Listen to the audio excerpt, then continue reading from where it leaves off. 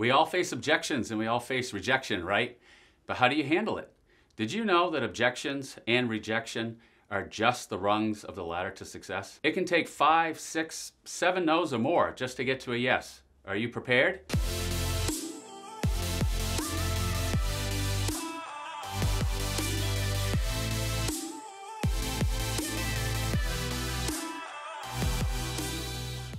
Many challenges are common, and you may feel prepared and confident because of your knowledge and experience. But we all know there will be harder challenges, including competition for your services, the value you bring to the table, your marketing efforts, keeping a transaction moving forward, or perhaps just getting the initial appointment. Sadly, many of us end up feeling defeated and throw in the towel because we were not prepared with the skills to keep a conversation moving forward. It's important to understand the following techniques and how to employ them when necessary. It will make the difference between securing and preserving the business you've worked so hard to find. It's important to know these techniques are not intended to try to force people to make decisions in your favor. That's never going to happen, nor should you ever even try. However, most objections are a sign that people lack sufficient information. And sales is all about helping people, and they want to feel comfortable and confident they are doing the right thing. Moving to the next rung on the ladder requires confidence, knowledge, a plan, and a commitment to helping people make good decisions.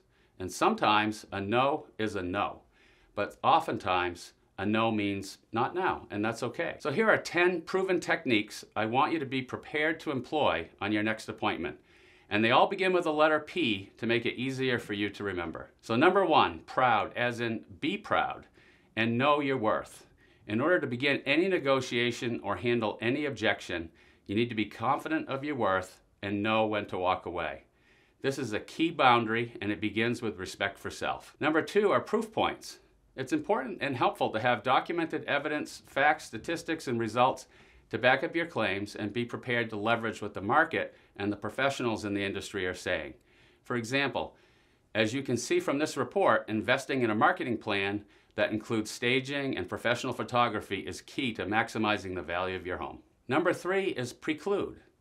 Precluding objections is the easiest way to minimize questions or concerns. If you know what people might be concerned about, then begin your conversation by setting the table and address the common objections right up front. When you set the table this way, there is an understanding that you are well prepared, and it creates intrigue for what more you have to offer. Number 4, pique curiosity. I'm sure you've heard the saying, curiosity killed the cat. So when you have something really good to share, put a taste of it on the table to let them know you're excited to share something eye-opening. For example, ask the seller where they think curb appeal begins today. That piques curiosity. Then share with them that it begins online, and that if people don't like your home online, of course, they're never going to show up in your driveway. Then show them how your marketing plan addresses this important component. Number 5, put it in the parking lot. When a client asks you a question that you're not ready to address yet, affirm how important it is to them and when you plan to address it. This works really well in conjunction with piquing curiosity. For example, when a client asks you about your fee, just say, "How much do you know how our fee works?" They most likely don't fully understand, and then indicate to them that there is more to learn than you may realize, and I look forward to sharing that with you once we are finished determining the value of your home and our plans to market it. Fair? Number 6, partition. Now this is my favorite. We all know from our Psychology 101 class that the left brain processes logic and the right brain processes stories and pictures. It's critically important that you speak to both sides of the brain. You see, it's easy to end a discussion based purely on logic, just as easily as it is to find stories unbelievable. So imagine buying a TV from someone that just threw specs at you. Or imagine buying a used car from someone that told you a story about how it was only driven to church on Sundays by a little old lady. The information may be true, but by itself it's hard to relate to it or believe. However, if you offer a little bit of information and then make it relatable, it's easier to fully understand and appreciate. For example, if a client just told you that communication was important to them, and you respond by saying, "You are a great communicator," that may not be sufficient, as the last agent that disappointed them may have said the same thing. But if you combine it with something relatable, like, "I notice you have a really nice dog, and I'm sure you take him for walks, yes?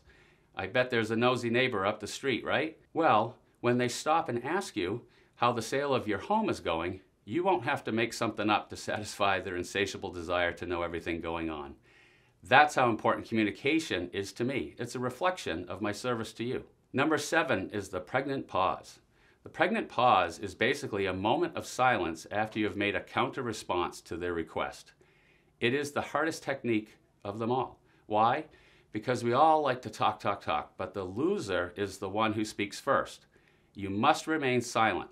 For example, the client asks you to cut your fee to make a deal work. You respond by saying that you are unable to help them in this way. Then you remain silent. This silence could take 10 seconds to a few minutes perhaps. It will feel like an eternity. But the key to this technique working is to be confident and remain silent until your client speaks. They need to ponder the ramifications of not being able to move into their new home, and the strength of your silent conviction is key to their acceptance. Number 8, propose. This is simple, but it's always important to have choices and alternatives to consider. The key to success is to be creative and work with people to help them achieve their goals. Number 9, psychology. It's important to recognize where your client is within the 5 stages of grief and help them move through the stages efficiently. The first stage is denial, as in, I can't believe the appraisal came in $10,000 low. Our house is worth every penny. The second stage is frustration, and this normally shows up as them telling you what you should do next. And hidden behind this next stage is anger. Now, most people won't demonstrate anger openly, but it's important to preclude it by acknowledging that you can see that they are frustrated and that you wouldn't be surprised if they weren't a little bit angry. The next stage is disappointment, followed by acceptance. At this stage, it would be helpful to propose a possible solution, such as seeing if the buyer might split the difference.